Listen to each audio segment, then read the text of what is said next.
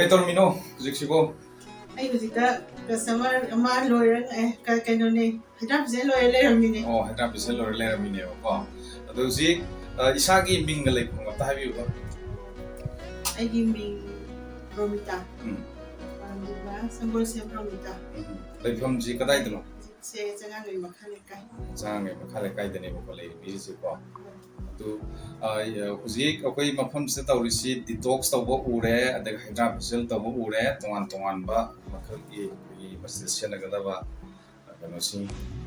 machak sing koina mayamda onjari ado detox tawbuse masi kana basi kari no duga detox na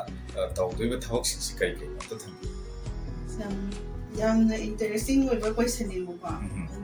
kara jage detox habisi kaino bu khoi hangchang de gi kanada ba amot pa ai tai ba seng da toxic koi ba kanaroi da ba toxic ba posilo thopane ba hidak su lai to budi khoi na ji sin na jai se kana de korea gi machine ni ionic detoxification machine som de lai ba ai chi machine ni mana to ni se khoi gi ong ji sing da lu pe ni kujeng na lu ba ga reflex point immerse tawrakanda point auranga all body organ internal organs deleramba pegi heavy metal na chingba taba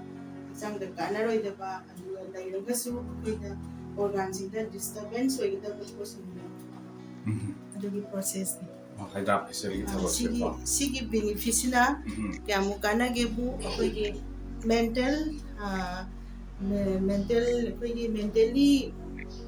insomnia tumba yadaba gumba adegi tang aduna tam sang chronic na masi chronic disease ama koi bagi chikpa sabati yawra sang na hidak jarpa bagi allopathy medicine ro any treatment gi medicine da yawri ba metal sing sa puthok ngam de ba chang na bagi digestion taw ba tumba ga le ho metal se heavy metals ko ba antimony arsenic and lagi cadmium gyana laiba tablets habada happa posisu directly come out of one detox tawbo sina ba si detox heavy metals ai se lokthokraga di hachang da lumba kali ni ji phana am noira su yang kang su sa ji ilum lum tha bai tan ba to adu lumba sina lokthokna me ya hanle sang singina ori ma pangat kalalle roina si gi point by point hai lai oh detox ki thawak se ko ada masai sta koi gi haujiki matam si pungning wakil gi ana su mayam leire mi khuding bakta aduga koi gi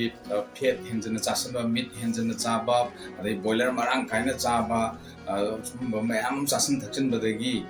koi hakchang da toxic or ko su mayam ama leire masida koi gi tang chikpa gumba adai khutsa jingjing lawu gumba sugumba phawa ana ba mayam su leri mi oi ka ta lifestyle change tor pasina masina maram warga simu mayam si tor kuma tamda hujiki detox si tawsina khara makai dor su hantan bangam bagi upai du leibra kamai hoi yam hena leibra jani adi akoina kumang thok kumam da thon bangam da leidana chen jong chana bangam da hansing bangan son ba sing se pina pan thok bada khong ham bada kumang da thon bangam da ba ko se detox tawraga thok khabanina sai ma blood circulation je hena stimulate tawhan bangam ma adiba layang ba matam da su hena mateng pang bangam ba chang cleansing process hai tare sing na na clean oina lai tar ga di anaba su yam kana na ro complication lai ro na matung da hidak jabagi side effects yam wang ro plus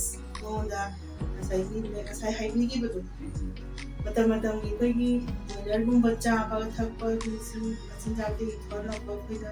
metals yam form da ga lai ba nu ka su ba si halan ri yang tawa sai kai China gi oiba hana Korea gi China gi treatment gi ko da mani hai ta da China bane oh si amaga silai asimanga ai hajage si kitang thoktirok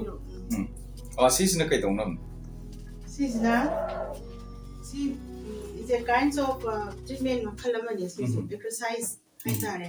treatment ꯍꯧꯖꯤꯛꯀꯥꯟ therapy ꯍꯥꯏꯅꯩꯁꯦ ꯁꯤꯗ ꯑꯦꯀꯨꯄ꯭ꯔꯦꯁꯔꯒꯤ ꯄꯣꯏꯟꯁꯤꯡ ꯂꯣꯏ touch ꯇꯧꯔꯒꯅꯦ ꯑꯩꯈꯣꯏ ꯂꯦꯞꯄ ꯐꯝꯕ ꯑꯗꯒꯤ ꯎꯞꯄ ꯆꯦꯞꯄ ꯃꯥꯒꯤ ꯍꯛꯆꯥꯡꯒꯤ ꯕ꯭ꯂꯗ ꯁꯔꯀꯨꯂꯦꯁꯟ ꯌꯧꯗꯕ ꯍꯛꯆꯥꯡꯒꯤꯗꯣ ꯁꯤꯗ ꯑꯩꯈꯣꯏꯒꯤ BCM ꯀꯧꯏ ꯁꯤꯒꯤ ꯃꯦꯆꯤꯟ ꯃꯃꯤꯡꯁꯦ ꯇꯦꯡꯁꯀꯤꯅꯤ ꯁꯤꯒꯤ ꯕꯦꯅꯤꯐꯤꯠꯁꯅ ꯀꯥꯟꯅꯕꯁꯤ ꯋꯦꯠꯁꯨ ꯍꯟꯊꯍꯜꯂꯤ ꯑꯗꯨꯒ ꯕ꯭ꯂꯗ ꯁꯔꯀꯨꯂꯦꯁꯟ ꯐꯍꯜꯂꯤ ꯍꯛꯆꯥꯡ ꯐꯅ ꯂꯩꯍꯜꯂꯤ ꯑꯗꯨꯒ ꯑꯩꯈꯣꯏ ꯍꯧꯖꯤꯛꯀꯥꯟꯒꯤ ꯑꯦꯔꯣꯕꯤꯛ ꯖꯨꯝꯕꯥ ꯑꯦꯛꯁꯔꯁꯥꯏꯁ ꯋꯥꯛꯀꯤꯡ ꯆꯠꯄ ꯉꯝꯗꯕꯁꯤꯡ ꯑꯁꯤꯗ 45 minutes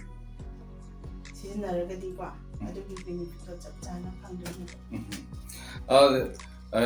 후식 레이제 마펌지 까다이 제가네 해비버 장안게 마칼레까 장안게 마칼레까 거 미니 핵 한고 마텀다 가마이나 하이르게 티라가디 가마이나 이라이나이나 방법 응원이 무시기 자가스 아이디 에스마시 마이지 ям 인터레스 왜 아이 저도 짰게 가이나 칼락바 까나고 뭐나 라케 가나 칼락다디 자가세 가마이나 따로 티라가데 장안게 마칼레까 야포 머나크테과 거기 lambi ani changpham lei humbu lei ko harba rom de chang su yare adegi moirang di tudum line da haragana tapong kholam khai di chang su yare ya pot de chang su yare adu mai len ma te sida kaino oil pa ma lei changang ge makha le ka he malong ga thangna malong ga thangna